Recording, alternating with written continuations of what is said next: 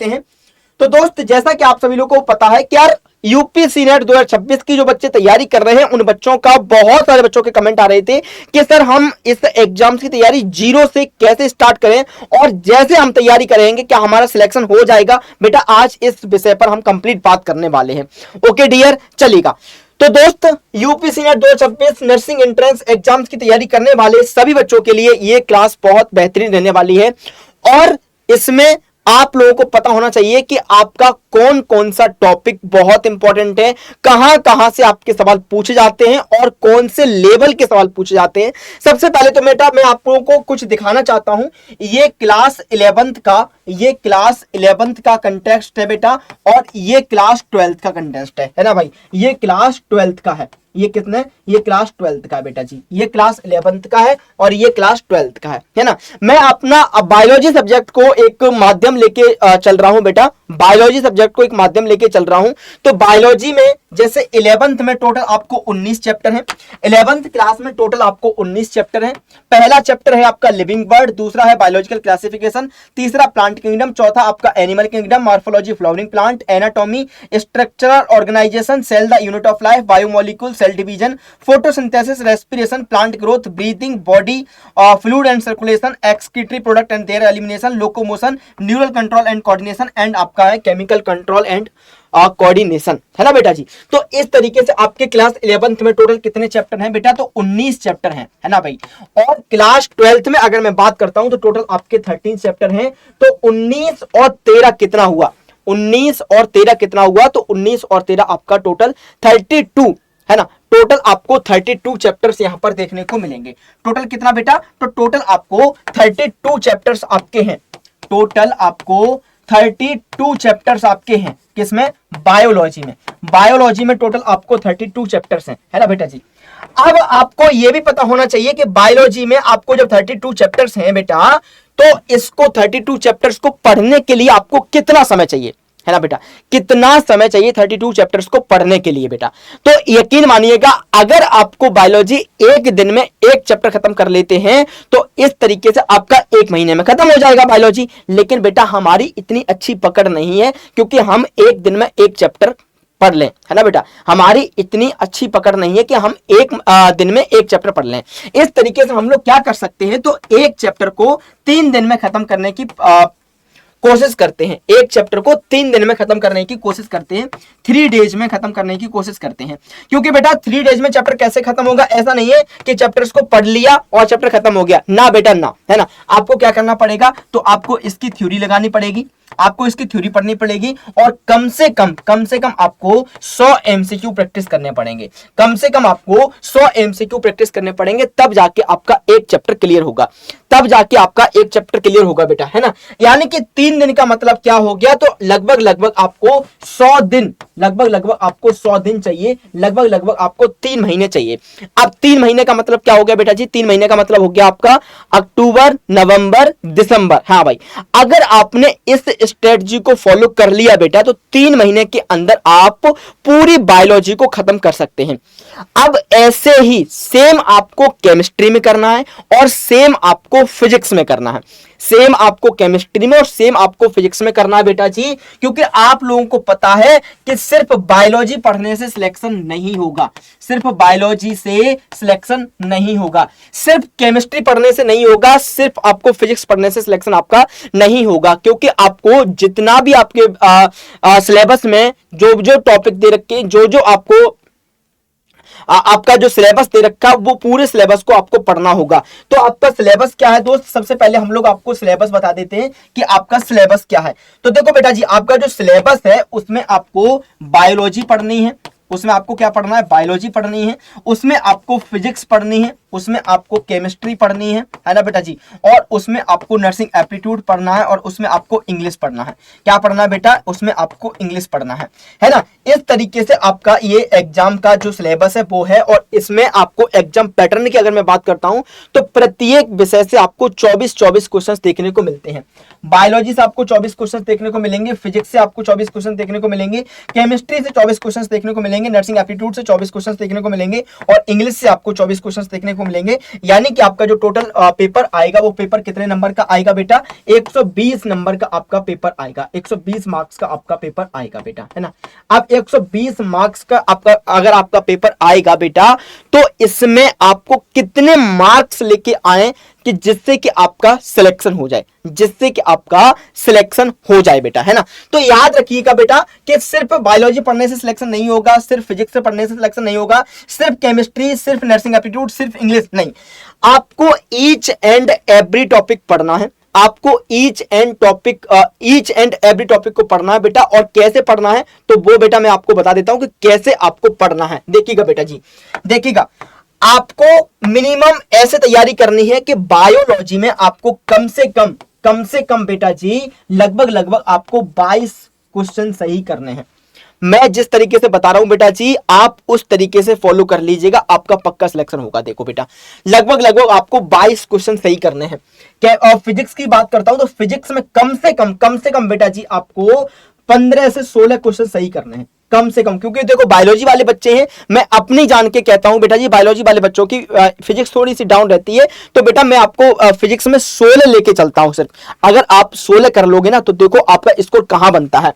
और अगर केमिस्ट्री में आप लोगों ने 24 में से 20 सही कर लिए ना बेटा जी, तो भी आपका काम हो जाएगा। और 24 में से नर्सिंग एप्टीट्यूड में अगर आपने 24 में से इसमें भी अगर 22 सही कर लिए ना बेटा जी, तो आपका स्कोर देखो कहां पहुंचने वाला है। और इंग्लिश में अगर आपने 24 में से बेटा जी अगर आपने 20 सही कर लिए बेटा, तो देखो आपका स्कोर कहां पहुंचने वाला है। तो देखिएगा बेटा जी, आपको 22 और 22 कितना हो गया, 44 हो गया। 44 और 20 कितना हो गया, जल्दी से बताओ, 64 हो गया सर। 64 और 20 कितना हो गया सर, 84 हो गया। और 84 और 16 कितना हो गया बेटा, जल्दी से बताओ, है ना। क्या मैं सही ऐड कर रहा हूं, क्या मैं सही ऐड कर रहा हूं बेटा जी, 22 और 22 44, 44 और 20 64, और 64 और 16 80, और 80 और 20 100 बेटा, है ना। अगर आपके 120 में से 100 नंबर आ जाते हैं तो आपको बहुत अच्छी तैयारी आपकी हो जाएगी, है ना बेटा जी। तो इतने मार्क्स भी आपके कम नहीं है, लेकिन कहीं पर गलत हो रहा है क्या यार, कहीं पर गलत नंबर गलत हो रहा है क्या यार, हमने कहीं पर कुछ कम छोड़ दिया क्या। 4 यहां पे छोड़ दिए, 4 और 2 6, 6 और 4 6 और 4 10, 10 और 4 14, 14 और 2 16, 2 18, है ना। क्या हम कुछ गलत ऐड कर रहे हैं क्या, क्या कुछ गलत ऐड कर रहे हैं क्या बेटा, है ना। सब कुछ सही ऐड कर रहे हैं ना यार, सब कुछ सही ऐड कर रहे हैं ना बेटा जी। हाँ, तो अगर आपके 120 में से 100 प्लस नंबर आ जाते हैं तो आपकी जो तैयारी है वो तैयारी लगभग बहुत ही बेहतरीन तैयारी है। अब 100 से कम नहीं होने चाहिए। आप बेटा यकीन मानिएगा, प्रॉमिस करिएगा अपने आप से कि 100 से कम तो मार्क्स आपको लाने ही नहीं है ना बेटा जी। 100 से कम मार्क्स आपको लाने नहीं है, इतने मार्क्स तो आपको लाने ही लाने पड़ेंगे। तो बेटा आपकी जो तैयारी है वो तैयारी बहुत ही बेहतरीन तैयारी हो जाएगी बेटा, इतने में आपका सिलेक्शन हो जाएगा। और हाँ, अगर मैं बात करता हूं कि आपका जो पेपर है वो पेपर का लेवल क्या रहेगा, पेपर का जो लेवल है वो पेपर का लेवल क्या रहने वाला है, पेपर का जो लेवल है वो पेपर का लेवल क्या रहेगा। तो दोस्त बिल्कुल घबराना नहीं है, घबराना नहीं है। पेपर का जो लेवल रहेगा वो बिल्कुल मीडियम लेवल रहेगा। कैसा लेवल रहेगा बेटा जी, बिल्कुल मीडियम लेवल रहेगा, है ना। बिल्कुल भी घबराना नहीं है, मीडियम। और हाँ, जहां तक हो सकता है कि ये इजी ही रहेगा, मीडियम से ये इजी की तरफ ही जाएगा बेटा जी। यानी कि आपको बिल्कुल भी घबराना नहीं है कि बहुत ज्यादा पेपर हार्ड आ गया सर, मेरा सिलेक्शन होगा या नहीं होगा। बेटा आपका सिलेक्शन 100% होगा, श्योर होगा बेटा, मैं बता रहा हूं। अपने पर कॉन्फिडेंस रखिएगा, अपने आप पर भरोसा रखिएगा, आपका जो सिलेक्शन होगा वो पक्का होगा, 100% होगा बेटा जी। आपका सिलेक्शन अपने से होगा, 100% होगा, सिलेक्शन आपका पक्का होगा बेटा। अब आपको क्या करना है, अब आपको क्या करना है, तो बेटा अब आपको कुछ भी नहीं करना, बस ये 3 काम करने हैं। देखो बेटा जी, जैसे मैंने आपको बताया बायोलॉजी, है ना बेटा जी, मैं आपको बायोलॉजी पढ़ाता हूं तो मैं आपने बायोलॉजी की बताया। बायोलॉजी में आपको क्या करना है, कुछ भी नहीं करना, सिर्फ एनसीईआरटी किताब को पढ़ना है, सिर्फ एनसीईआरटी की किताब को पढ़ना है। और हाँ, प्रत्येक चैप्टर के आपको लगभग 100 एमसीक्यू प्रैक्टिस करने हैं, प्रत्येक चैप्टर के आपको लगभग 100 एमसीक्यू प्रैक्टिस करने हैं। सिर्फ इतना कर लो, सिर्फ इतना कर लो बेटा जी, आपका सिलेक्शन हो जाएगा, मैं बता रहा हूं। सिर्फ इतना कर लो बेटा, आपका सिलेक्शन हो जाएगा, है ना। और अगर आपने केमिस्ट्री पढ़ी तो केमिस्ट्री में भी क्या करना है, आपको एनसीईआरटी पढ़नी है और लगभग आपको 100 एमसीक्यू ट्राई करने हैं इसके भी, है ना।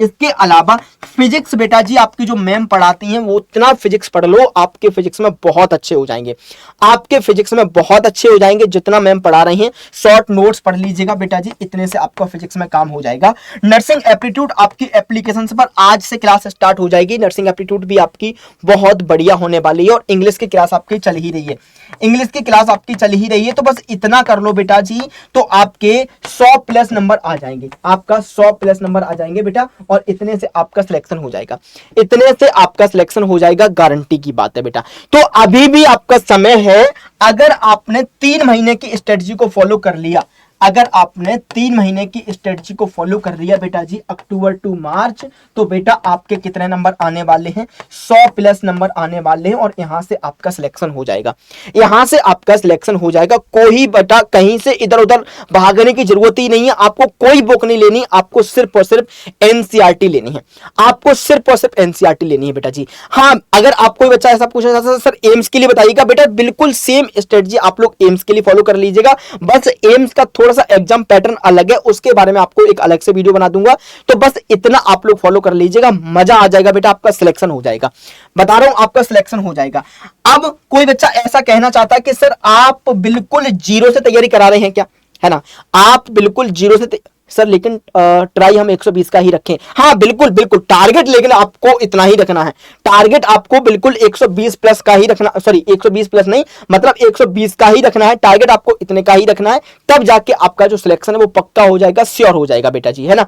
अब कोई बच्चा ऐसा है जो ये कहना चाहता है कि सर क्या जीरो से तैयारी आप करा रहे हैं, तो बेटा देखो बिल्कुल मैं जीरो से तैयारी करा रहा हूं, आपका बिल्कुल एक न्यूली फ्रेश बैच है जिसका नाम है प्रतिज्ञा 5.0। क्या नाम है बेटा, प्रतिज्ञा 5.0 आपका बिल्कुल न्यूली एक फ्रेश बैच है, जिसमें प्रत्येक चैप्टर को शुरू से किया जाएगा, प्रत्येक चैप्टर को शुरू से किया जाएगा और आपको एंड तक कराया जा रहा है, और जिसकी शुरुआत जो डेट है वो है आपकी 24 अक्टूबर, ये सॉरी 24 सितंबर, 24 सितंबर, दोबारा से सुन लो, 24 सितंबर से आपका ये बैच स्टार्ट हो रहा है, 24 सितंबर से आपका ये बैच स्टार्ट हो रहा है, जिसमें आपको ईच एंड एवरी टॉपिक बहुत ही बेसिक से डिटेल में पढ़ाया जाएगा बेटा जी, है ना भाई, बहुत ही डिटेल में, बहुत ही बेसिक से पढ़ाया जाएगा। सर बैच में बहुत अच्छा पढ़ाते हैं सारे टीचर, बहुत बढ़िया बेटा जी। हाँ बैच में थ्योरी भी है, बैच में बेटा जी थ्योरी भी है। सर न्यू बैच आ गया, बिल्कुल बेटा जी, कैप्टन अमेरिका आपके लिए नया बैच आ गया है। आप लोग क्या करिएगा, तो आप लोग इस बैच में जल्दी से जल्दी इनरोल कर लीजिएगा। इस बैच में इनरोल करने के लिए आपको क्या करना पड़ेगा, कुछ भी नहीं करना पड़ेगा।